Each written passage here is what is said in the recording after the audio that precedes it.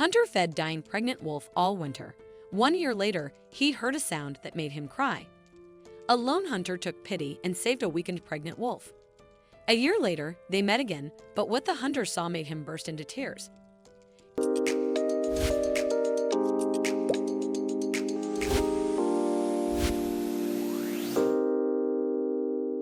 Eric, a seasoned hunter, lived in a remote cabin nestled in the Alaskan wilderness.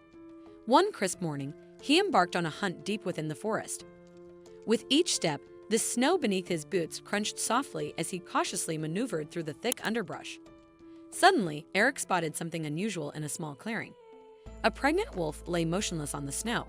Her fur was tangled and dirty, and her ribs protruded through her thin skin. Realizing the wolf was extremely weak and hungry, Eric didn't hesitate. He reached into his backpack and took out some dried meat he had prepared for lunch, offering it to the distressed animal. Eric cautiously threw a piece of meat toward the wolf. She eyed the offering warily before hungrily devouring it. The hunter persisted in feeding her until she was satisfied. Observing the wary animal, Eric pondered what might have happened to her pack, as wolves typically remain united to survive harsh conditions. But this wolf was all alone. Eric decided to name the wolf Jane after his late wife. He understood that Jane was close to giving birth and worried about how she would manage to raise her pups alone. The hunter knew he had to act quickly and decisively. He rushed back to his small cabin to gather the necessary supplies. Returning with an axe, rope, and blankets, Eric got to work. He spent the whole day building a small shelter near the spot where he had found Jane. Eric carefully selected logs and branches, creating a sturdy structure that would protect the wolf from harsh weather. Inside, there was a shelter. He made a soft bed of moss and leaves, covering it with warm blankets. As the sun set, Eric prepared to move Jean to her new home. Speaking softly, he approached the wary wolf, who made no attempt to flee. Gently wrapping her in a blanket, Eric lifted her, surprised by her weight but determined to help. He carried Jean to the shelter, quietly reassuring her along the way, and laid her on a soft bed. From that day, Eric visited daily, bringing food and water. Initially cautious, Jean gradually came to trust him. One day, Eric noticed a black wolf following him. Concerned at first, he soon realized the wolf, whom he named Lincoln, meant no harm. Lincoln brought Jean food and kept her warm on cold nights, forming a surprising bond with her. Eric marveled at their growing friendship and watched it unfold with fascination. The winter was especially harsh. Eric continued to care for Jean, spending more and more time with her. He told her stories about his life in the forest, and the wolf seemed to listen attentively, her amber eyes never leaving the man. The hunter, who had always considered himself a loner, unexpectedly found a friend in the wild animal. One evening, a fierce blizzard hit. Eric felt uneasy and, despite the danger, set out to check on Jane. Reaching the shelter, he was horrified to find the wolf missing. The hunter began searching for her, battling the icy wind. Soon, he heard faint whimpering coming from a small cave nearby. Eric found Jean lying on the cold stones. She was in labor. The hunter stayed with the wolf, trying to keep her warm and calm. He covered Jean with his coat, shielding her from the biting wind. Eric spent the whole night by her side, watching as 4 tiny pups were born. By morning, the storm had subsided, and the exhausted but happy Jean was nursing her newborns. In the weeks that followed, Eric helped Jean care for the pups. He brought extra food so the wolf would have enough milk for her young. Lincoln also stayed by her side, guarding the cave entrance and playing with the growing pups. Eric enjoyed watching the little ones grow stronger and begin exploring the world around them.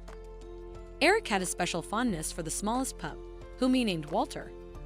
Though timid at first, Walter quickly became the bravest explorer, strengthened by the small treats Eric brought him.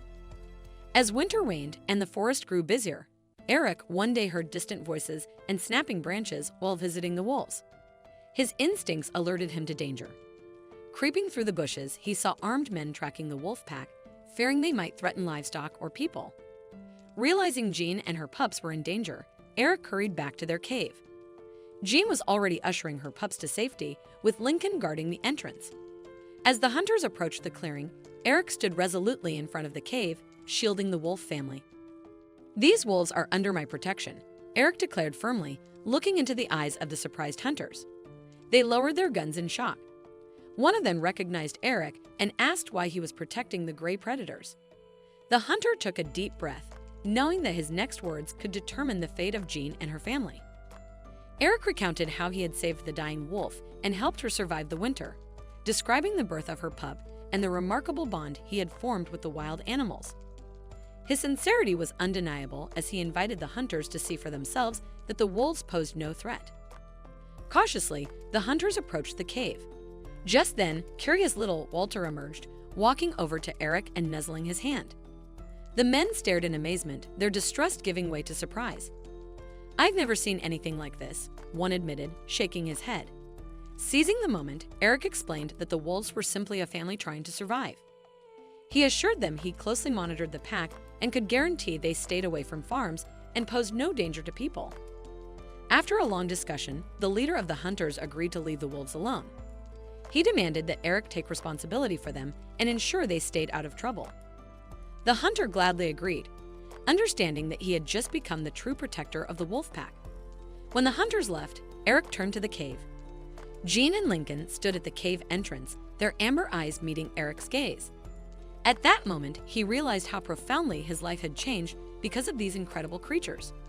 With spring's arrival, Eric knew it was time to let Jean and her family return to the wild for their survival. One morning, he visited the cave to say goodbye. Outside, Jean and the pups basked in the sunlight. As Eric approached, Jean wagged her tail, and the pups played around her. Kneeling, he let them come to him one last time. Each pup nuzzled his hand in farewell, with Walter lingering the longest. Stroking Walter's head, Eric fought back tears before turning to Jen.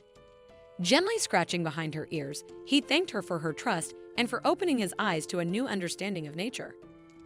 Jean licked Eric's hand as if understanding the importance of the moment. Then the she-wolf quietly barked, calling her pups to her. They gathered around her, ready to set off. Eric stood up and stepped back, giving the wolves space to leave. "It's time for you to be wild again," he said with a trembling voice. Jean cast one last glance at her savior and led her family into the forest. Lincoln, after a brief pause, followed them. Eric stood in the clearing for a long time. Listening to the sound of their fading steps, he was filled with both sadness and peace. Returning to his cabin, the hunter took out his notebook and began writing the story of his remarkable friendship with the wolves. He realized that this adventure had forever changed the way he saw the forest and its inhabitants. A year passed. One autumn day, Eric was wandering through the woods, picking berries, when he heard a familiar sound. It was a wolf's howl, but there was something special about it. The hunter's heart raced as he scanned the area. At the edge of the clearing, he saw a sight that took his breath away. There stood Jean, more beautiful and stronger than ever before. Beside her were 5 grown wolves, her now adult pups, and the loyal Lincoln. Jean's howl echoed through the forest. It seemed she recognized the place where Eric had once saved her life. The familiar surroundings likely stirred memories, and she instinctively called out. Eric's eyes filled with tears as he looked at the wolf family. They looked healthy and happy. For a moment, Jane's gaze met the hunter's, and he felt as if she remembered him, recalling the kindness he had shown her a year ago. Jean howled again, and this time her grown children joined in. Their voices blended into a beautiful, wild chorus that sent shivers down Eric's spine.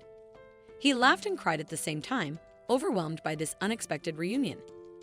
The hunter noticed that one of the wolves stood out from the others with its curious behavior. Eric recognized the grown-up Walter, who still carried his playful spirit. Walter stepped toward him as if recalling the man who had once cared for him.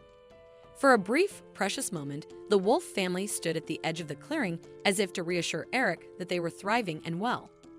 The hunter noticed that Lincoln stayed close to Jean, a testament to their enduring, unusual friendship.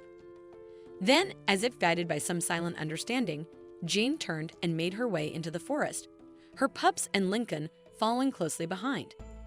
Walter lingered briefly, casting one final glance at Eric before vanishing into the thicket with the others.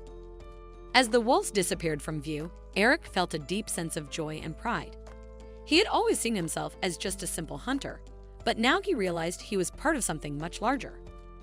His kindness and compassion had not only saved Jean and her pups, but had also transformed him in ways he never could have imagined. What an incredible story! If you enjoyed this video and want to see more, don't forget to hit that like button, share it with your friends, and subscribe to our channel. We'd love to hear your thoughts, so please leave a comment below. See you in the next video.